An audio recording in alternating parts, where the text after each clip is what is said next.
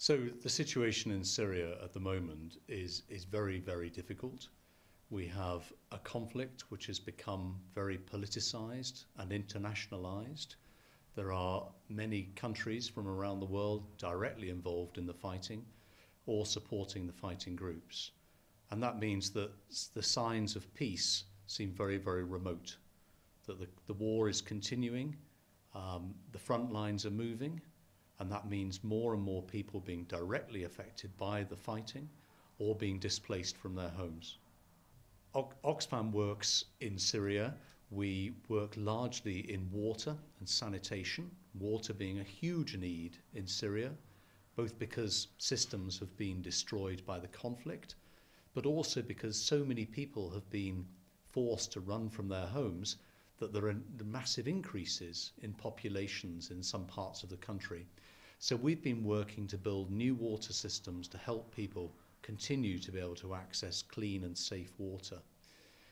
We also work in shelters where displaced people have ended up living, often in converted schools or other buildings, working with toilets and water systems, but also helping people to learn how to safeguard their health. We are starting to explore working in livelihoods so that people can regain a sustainable income, having been forced to run from their homes. I was in Syria just a few weeks ago. I'm only able to visit Damascus easily because of visa constraints. But this time I was able to get to Damascus to meet our staff and talk to them about their work, and indeed to make a visit to a location south of Damascus where I visited a collective shelter and met a number of families who'd been displaced from their homes.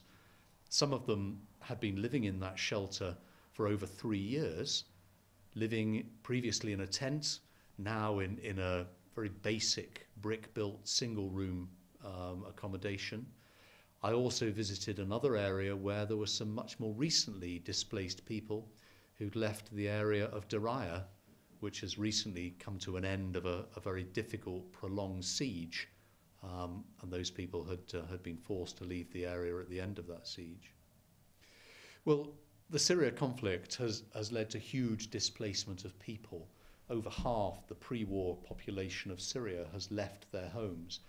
And of those people, about 6 million are displaced inside Syria, and about 5 million have left the country and are displaced outside the country as refugees. Now, very large numbers of those, particularly in Turkey, in Lebanon, and in Jordan. In each of those countries, there's been a wonderful, warm welcome to refugees, but it's now been a long time. It's been over 5, close to 6 years this conflict has been going on. And so those refugees are chronic displacements. They've been there for a long time. They've run out of money. The people hosting them, the countries and the populations hosting them, are starting to get quite tired of the situation. And so it's very difficult. It's difficult to meet the needs of those refugees in terms of health, in terms of education, in terms of incomes and livelihoods, in terms of water and sanitation, so many different needs. And so Oxfam is working, particularly in Lebanon and Jordan. We're working to bring water and sanitation to refugees. We're working to find sustainable forms of income and livelihoods for those refugees. And when we work not only with the refugees, but also with the host populations, with the more vulnerable local people who are usually mixed in with them, living in similarly difficult situations. And so they need our support just as much as the refugees. Well, the countries neighbouring Syria, as I said, have been really welcoming. They've had really open borders in the early years of the conflict. That's meant over 5 million refugees being able to flee Syria and get into those countries.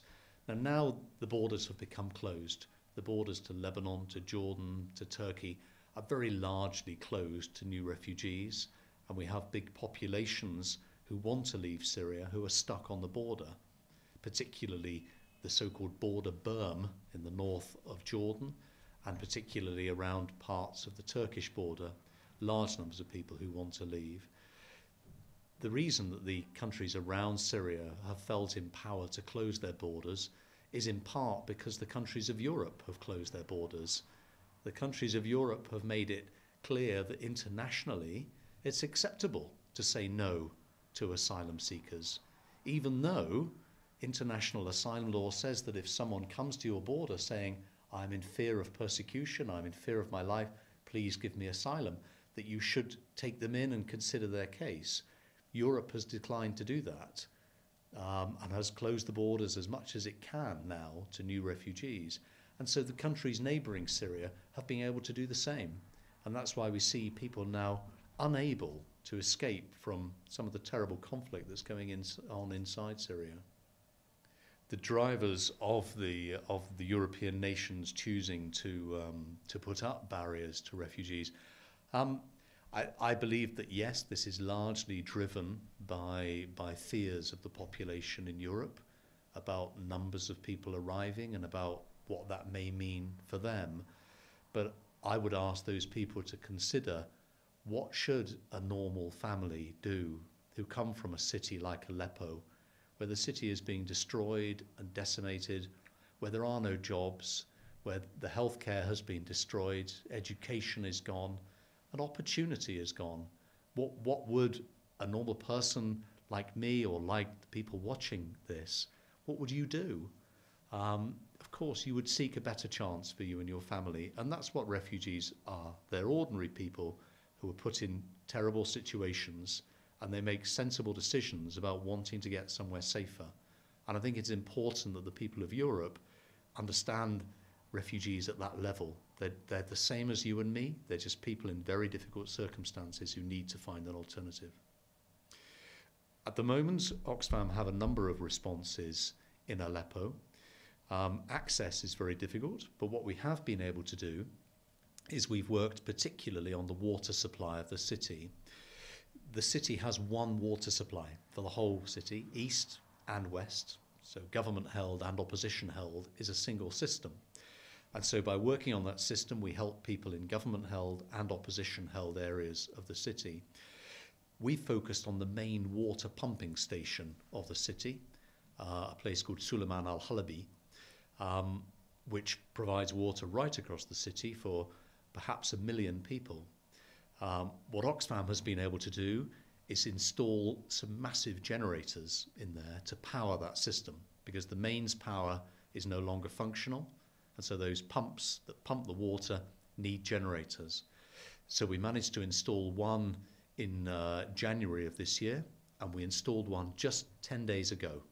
That we were successful in bringing a huge generator on a truck all the way from the port in Latakia across to Aleppo, and then across the front lines into East Aleppo and install it in this water pumping station. So Oxfam did that with the support of the Syrian Arab Red Crescent, who were able to negotiate with the fighting parties on both sides to allow us to get through. And that system, the old generator, the previous generator, and this new generator will really enable a much greater level of water access for people in Aleppo. The Syria conflict doesn't look like it's going to end anytime soon. We've seen previous attempts at peace processes tragically break down. So we need to find new ways to relaunch those peace processes and to get the fighting parties back around the table, talking to each other and looking for solutions. When that happens, there must be Syrians around that table, not just something that's agreed between the superpowers.